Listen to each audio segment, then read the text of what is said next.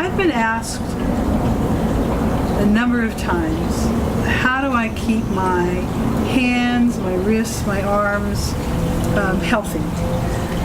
And I have posted a video that's been done by a friend through Aikido, Greg O'Connor, and it shows typical hand exercises that we do in the warm-ups for the martial art of Aikido. And what these exercises do is they create strength, resilience, and movement, and healthy integrity in the joint of the wrist, affecting the elbow, and some of it moves actually up into the shoulder. So Greg is showing a typical able-bodied person's motions. What I'm going to be doing here is I'm going to be showing you the adaptations that I have had to make because of my particular handedness due to the quadriplegia. So I don't have a full grip, and I find that these exercises have been really beneficial in keeping my joints and my hands healthy. So in the hand, there are multiple bones, but at the base of the hand, where the radius and the ulna come into the wrist, there's 7 little bones. And those 7 little bones are held in the correct position by the health of the muscles in the wrist and in the hand. So I've got some movement in this thumb, so there's a little bit of muscle in the thumb, and this thumb not so much. It has its own character, of course, as our hands do.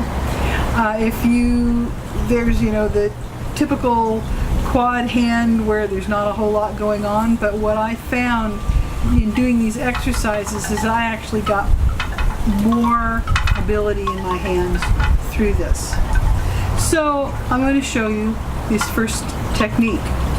So the first one is I'm going to lay my hand over the back of the other hand. So the back of my hand is completely in contact with the palm of this right hand, right? And I have my thumb tucked into this joint where the radius and the ulna come down. I have my thumb right in that position, so I can have a relationship to keeping those little 7 bones in the position, particularly the one behind the thumb that in my case wants to float a little bit. So this motion, with my shoulders relaxed, my elbow down by my sides, I am simply bending the joint in this relationship. And as I do this, I'm inhaling and I'm exhaling as I actually put on the pressure. Now, when I say put on the pressure, I'm not talking about we're taking this to pain.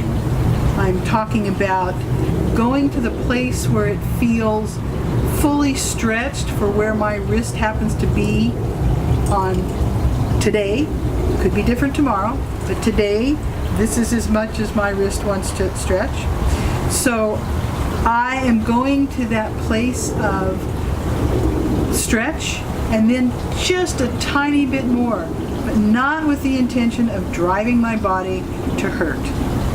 So this motion, I am bringing my wrist up towards my chin a little bit, fingers are down, have a relationship, and I do this 5 to 10 times. Now I'm going to change and move to my right hand, and I have 2 ways to do that. I can separate my hands, lay the palm of the other hand on the back of this one, and repeat this. That's a correct way to do it. Or what I like to do, because I like to stay connected to my body, I'm here. What I do is I rotate so my hands are always connected. Now, if your handedness is compromised, that may actually be a more effective way to get to the opposite hand, staying connected. Staying connected. So here I'm here. Again, you notice my shoulders relax, my elbows here by my side, and I'm simply moving this motion here. Nice stretch over the top, down these muscles into the arm, into the elbow.